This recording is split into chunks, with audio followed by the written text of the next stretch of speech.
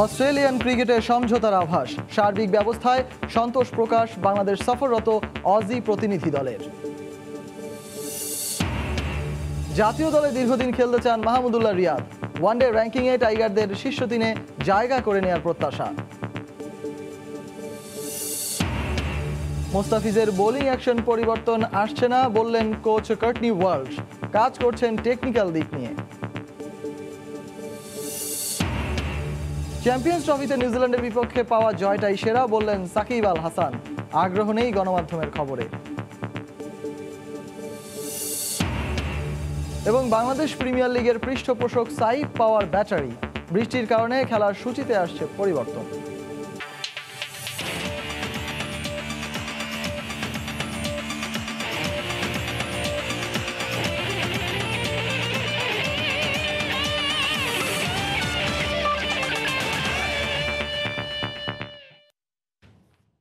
বিশ্বের নানা প্রান্তের খেলাধুলার খবর নিয়ে আমাদের নিয়মিত আয়োজন এই খেলার সময়, আর এই আয়োজনে আপনাদের সঙ্গে আছি আমি সজল মিত্র রিচার্ড। শুরুতেই দেশের ক্রিকেটের প্রসঙ্গ। অবশেষে ক্রিকেট অস্ট্রেলিয়া ও ক্রিকেটার্স অ্যাসোসিয়েশনের দ্বন্দ্বের অবসান হতে চলেছে। দুপক্ষই আপোষ করছে বলে খবর আন্তর্জাতিক গণমাধ্যমে। নিজেদের অবস্থান থেকে সরে এসেছে দুপক্ষই। কদিনের মধ্যেই সমঝোতায় আসার আভাসও পাওয়া গেছে। ফলে বাংলাদেশের বিপক্ষে আসন্ন টেস্ট সিরিজ নিয়ে শঙ্কা অনেকটাই কেটে গেল। মূলত বোর্ডের সঙ্গে লভ্যাংশের ভাগাভাগি নিয়েই দ্বন্দ্ব ছিল ক্রিকেটারদের, সেখান থেকেই সরে আসছে অস্ট্রেলিয়ান ক্রিকেটার্স অ্যাসোসিয়েশন।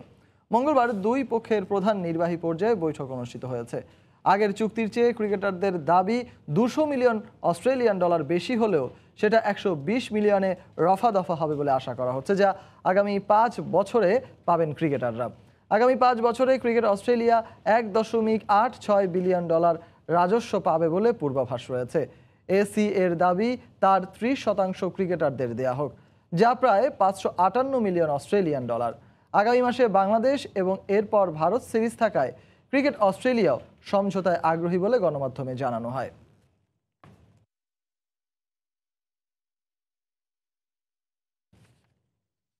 অস্ট্রেলিয়ার বিপক্ষে আসন্ন টেস্ট সিরিজের ভেন্যু মিরপুর শেরেবাংলা স্টেডিয়াম পরিদর্শন করেছে অস্ট্রেলিয়ার 4 সদস্যের একটি প্রতিনিধি দল।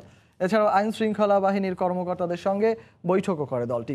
এ সময় বাংলাদেশের নিরাপত্তা ব্যবস্থা নিয়ে আবারও সন্তুষ্টি প্রকাশ করেছেন প্রতিনিধি দলের প্রধান শন ক্যারল। বাংলাদেশ সিরিজের বিষয়ে আশাবাদের কথাও জানিয়েছেন তিনি।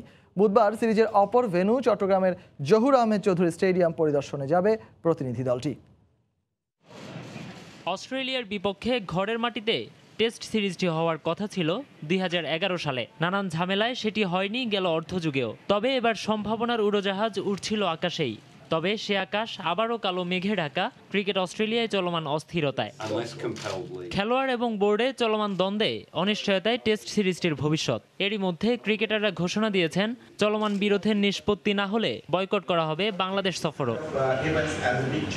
তবে এসবের মাঝেও সিরিজকে সামনে রেখে বাংলাদেশ পরিদর্শনে এসেছে অস্ট্রেলিয়ার প্রতিনিধি দল।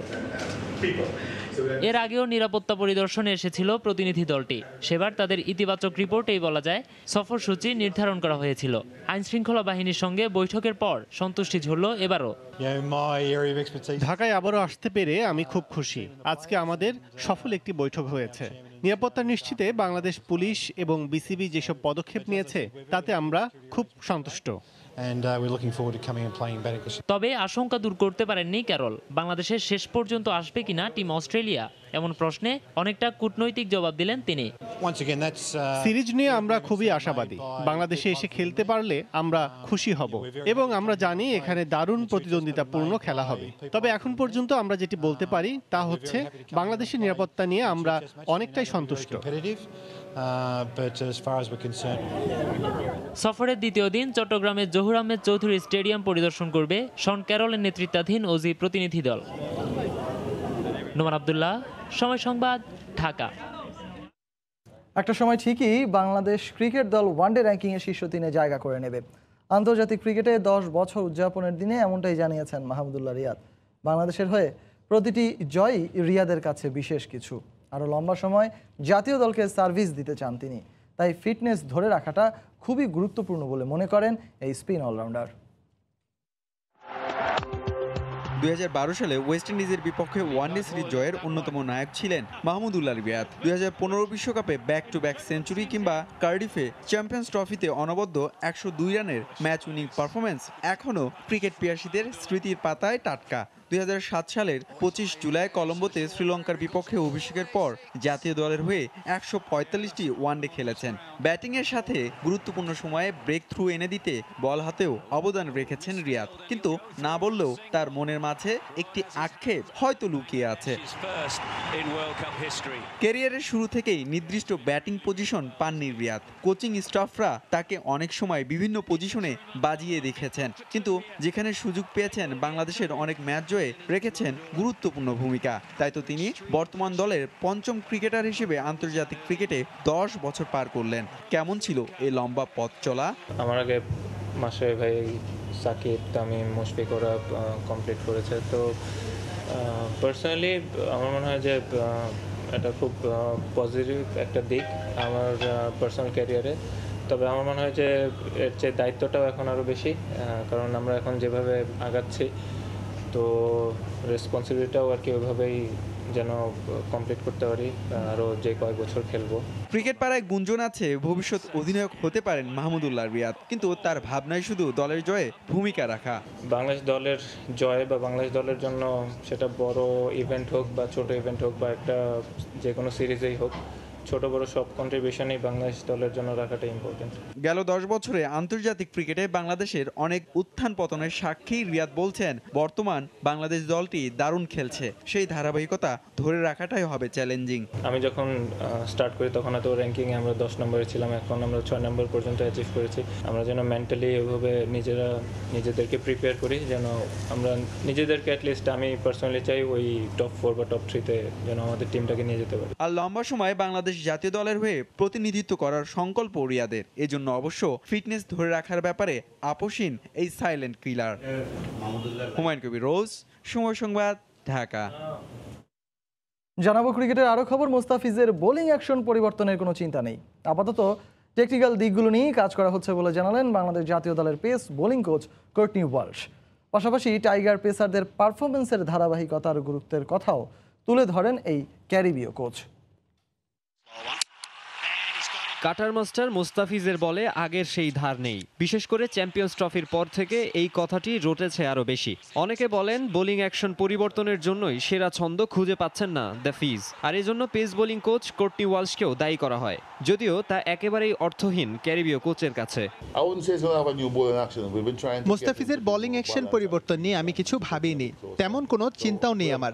তবে বোলিং এ আরো নিয়ন্ত্রণ দরকার ওর। কয়েকদিন ধরে ওকে বাড়তি সময় দিচ্ছি, উৎসাহ দেওয়ার চেষ্টা করছি। আমার মনে হয় ছন্দটা ফিরে পাচ্ছে সে। এভাবে এগোতে থাকলে খুব শিগগিরই পুরনো মুস্তাফিজকে দেখা যাবে। ধারাবাহিকতা, নিয়ন্ত্রণ, বৈচিত্র্য, বিচক্ষণতা আর মনোযোগ, টাইগার পেসারদের প্রয়োজনীয় উন্নতির জায়গাগুলো কি সেটা জানতে চাইলে ক্যারিবীয় পেস বোলিং কোচের কণ্ঠে উচ্চারিত হয় এই শব্দগুলোই। আন্তর্জাতিক ক্রিকেটে ক্রমশই এগোতে থাকা দলটির গুরুদায়িত্ব কাঁধে সফল হতে চান ওয়ালশ। অনেক কিছু শেখার বাকি আছে ওদের, বিশেষ করে ধারাবাহিকতা ধরে রাখার শিক্ষাটা নিতেই হবে। যদিও এটা একদিনে আসবে না, আন্তর্জাতিক ম্যাচ খেলতে খেলতে শিখবে। ওরা খুবই মনোযোগী, এটা সবচেয়ে ইতিবাচক। গত বছর আগস্টে টাইগারদের কোচ হিসেবে যোগ দেন কর্টনি ওয়ালশ। এরপর ইংল্যান্ডের বিপক্ষে হোম সিরিজ, নিউজিল্যান্ড, ভারত ও শ্রীলঙ্কা সফর, আয়ারল্যান্ডে ত্রিদেশীয় সিরিজ ও ইংল্যান্ডে চ্যাম্পিয়ন্স ট্রফিতে খুবই ব্যস্ত সময় পার করেছে মাশরাফি, মুশফিকরা। স্কিল নিয়ে কাজ করার খুব একটা সময় পাননি, তাই এবার কন্ডিশনিং ক্যাম্পের সময়টা যথাযথভাবে কাজে লাগাতে চান তিনি। আমি দলের সঙ্গে যোগ দেবার পর থেকে আন্তর্জাতিক ক্রিকেটে খুবই ব্যস্ত ওরা। এভাবে আসলে অনেক কিছুই করা সম্ভব নয়, তাই এবার ছুটি কাটিয়ে একটু আগেভাগেই চলে এসেছি, কিন্তু বৃষ্টির কারণে একটু ঝামেলায় পড়তে হচ্ছে। তারপরও চেষ্টা করছি। এছাড়া নিখুঁত লাইন লেন্থ বজায় রেখে স্বাভাবিক গতিতে বোলিং করার জন্য তাসকিনকেও নানা পরামর্শ দিচ্ছেন ওয়ালশ। মাকসুম আলম খান, সময় সংবাদ, ঢাকা। গণমাধ্যমের আলোচিত কিংবা সমালোচিত খবর দেখা আর পড়ার প্রতি খুব একটা আগ্রহী নন সাকিব আল হাসান। মূলত বিশ্বসেরাই অলরাউন্ডারের ধ্যান জ্ঞানের শতভাগ জুড়েই রয়েছে ক্রিকেট। ক্যারিয়ার জুড়ে নানা সাফল্যের মাঝে চ্যাম্পিয়ন্স ট্রফিতে নিউজিল্যান্ডের বিপক্ষে অবিস্মরণীয় জয়টা সাকিবের চোখে সেরা। দর্শক, সাকিব আল হাসানের বিশেষ সাক্ষাৎকারের 3 পর্বের দ্বিতীয় পর্বে আজ এসব নিয়ে বিস্তারিত জানাচ্ছেন হুমায়ুন কবির রোজ। অনেকেই বলে থাকেন সচিন টেন্ডুলকার চাপহীন থাকতেই নাকি পত্রিকা টেলিভিশনের খবর দেখা কিংবা পড়া থেকে বিরত থাকতেন। ভারতের কিংবদন্তি সচিনের এমন দর্শনের সাথে মিলল বর্তমান বিশ্বসেরা অলরাউন্ডার সাকিব আল হাসানের দর্শন। নিজে 10 বছরের ক্রিকেট অধ্যায়ে অসংখ্যবার পত্রপত্রিকা ও টেলিভিশনের সংবাদের শিরোনাম হয়েছেন, কিন্তু তারপরও গণমাধ্যমের খবরের প্রতি খুব একটা আগ্রহ নেই সাকিবের। পড়লেও আমি ওই যে মনে রাখার মতো কিংবা মনে নেয়ার মতো কিছু করে পড়ি না।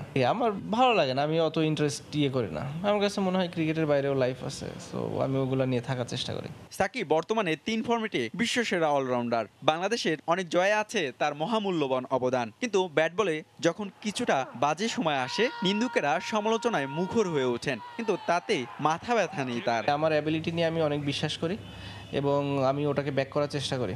সবসময় একটা প্লেয়ার ভালো করবে এমন কোনো কথা নেই, সবসময় একটা প্লেয়ার খারাপ করবে এমনও কোনো কথা নেই। সো এগুলো নিয়ে আসলে চিন্তা করে আমার টেনশন বাড়ানোটা আমার কাছে মনে হয় খুব একটা ওয়াইজ কাজ না। মাঠ ও মাঠের বাইরে নানা প্রতিকূলতার মধ্যেও চাপ অনুভব করেন না সাকিব। তাই তো কলম্বো টেস্ট ও নিউজিল্যান্ডের বিপক্ষে চ্যাম্পিয়ন্স ট্রফিতে ব্যাট বল হাতে দলকে ধ্বংসস্তূপের মাঝ থেকে টেনে তুলে অসম্ভব জয় উপহার দেওয়ার ইনিংসটি তার দারুণ উদাহরণ। অবভিয়াসলি নিউজিল্যান্ডের সাথে ওই ম্যাচটাতে ওরকম ব্যাটিং আমি আর রিয়াদ ভাই না করতে পারলে হয়তো আমরা সেমিফাইনালে যেতে পারতাম না। তখন আমাদের পুরো সিনারিওটা অন্যরকম মনে হতো সবার কাছে যে হ্যাঁ আমরা আসলে টুর্নামেন্টটা খুবই বাজে খেললাম। ওই একটা ম্যাচই হয়তো সবার কথা বন্ধ করে দিয়েছে। সো কিছু কিছু সিচুয়েশন থাকে যে সিচুয়েশনটা ভালো করলে ভালো লাগে, তো তার ভেতরও ওটা একটা ছিল। চ্যাম্পিয়ন্স ট্রফির ওই জয় শুধু সাকিবের সুখ স্মৃতিতেই নয়, কোটি কোটি টাইগার ক্রিকেট প্রেমীদের হৃদয়ে গেঁথে আছে উল্লাসের দারুণ এক উপলক্ষ হিসেবে। হুমায়ুন কবির রোজ, সময় সংবাদ, ঢাকা। এবার দেশের বাইরের cricket, Bharat Sri Lanka test series প্রসঙ্গ। 3 ম্যাচ সিরিজের প্রথম টেস্টে আগামীকাল র্যাঙ্কিংয়ের 1 নম্বর দল ভারতের বিপক্ষে মাঠে নামবে শ্রীলঙ্কা। গল আন্তর্জাতিক স্টেডিয়ামে ম্যাচটি শুরু হবে সকাল 10:30টায়। সাম্প্রতিক সময়টা ভালো না গেলেও ঘরের মাঠে লঙ্কানদের টেস্ট রেকর্ডটা দুর্দান্ত। সবশেষ খেলা 6 টেস্টের 5টিতেই জিতেছে তারা, যেখান থেকে অনুপ্রেরণা নিয়ে ভারতের বিপক্ষে ভালো করতে মরিয়া হেরাত বাহিনী। তবে তাদের কিছুটা হলেও ভোগাবে নিয়মিত অধিনায়ক দীনেশ চান্ডিমালের অনুপস্থিতি। তার জায়গায় খেলতে পারেন গুনাথি লাকা কিংবা ধনঞ্জয় ডি সিলভা। এছাড়াও এই ম্যাচে অভিষেক হতে পারে স্পিনার মালিন্দা পুষ্পকুমারার। এদিকে টিম ইন্ডিয়ার দায়িত্ব নেওয়ার পর প্রথম অ্যাসাইনমেন্টে যাচ্ছেন রবি শাস্ত্রী। তাই দল নিয়ে পরীক্ষা নিরীক্ষা করতে নারাজ সাবেক এই ভারতীয়। উদ্বোধনী জুটিতে শিখর ধাওয়ানের সঙ্গে তার পছন্দ অভিনব মুকুন্দ। এছাড়াও উইকেট ব্যাটিং সহায়ক হওয়ায় এই ম্যাচে 6 ব্যাটসম্যান নিয়ে মাঠে নামার পরিকল্পনা রয়েছে টিম ইন্ডিয়ার। Luckily, it's not something very serious, so he just needs a few days to recover from that. ম্যাচটা আমাদের জন্য সহজ হবে না, তাই আমাদের কঠোর পরিশ্রম করতে হবে। সর্বোচ্চ গুরুত্বের সঙ্গে আমরা ম্যাচটি খেলব। বর্তমান সময়টা খারাপ কাটলেও দল হিসেবে ওরা যথেষ্ট শক্তিশালী। তাছাড়া স্বাগতিক হিসেবেও শ্রীলঙ্কা একটি সুবিধা পাবে। Opportunities for other players in the team to step up and দেখছেন খেলার সময়, সঙ্গেই থাকুন।